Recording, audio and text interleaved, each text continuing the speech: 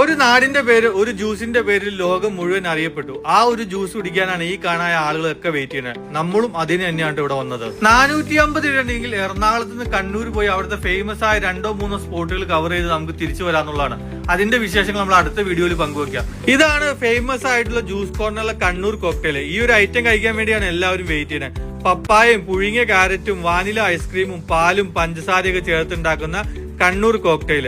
ഇതിന്റെ ഒരു secret recipe ആയിട്ട് എനിക്ക് തോന്നിയത് അവർ ഭക്ഷണത്തിന് കൊടുക്കുന്ന ബഹുമാനമാണ്. കാരണം ഓരോ മിനിറ്റിലും ഓരോ സെക്കൻഡിലും ഏതൊക്കെ ഏരിയ ഉണ്ടോ അതെല്ലാം നീറ്റ് ആൻഡ് ക്ലീൻ ആണ്. അതുപോലെ തന്നെ എത്ര എക്സ്പെർട്ട് ആയ എംപ്ലോയീസ് ഉണ്ടെങ്കിലും ഇപ്പോഴും അതിലെ ഇൻഗ്രീഡിയൻസ് ചേർക്കുന്ന ഒരു അളവ് പാത്രം ഉപയോഗിച്ച് തന്നെയാണ്. അത് തന്നെയായിരിക്കും ഇതിന്റെ ഏറ്റവും വലിയ സീക്രട്ട് എന്ന് പറയുന്നത്.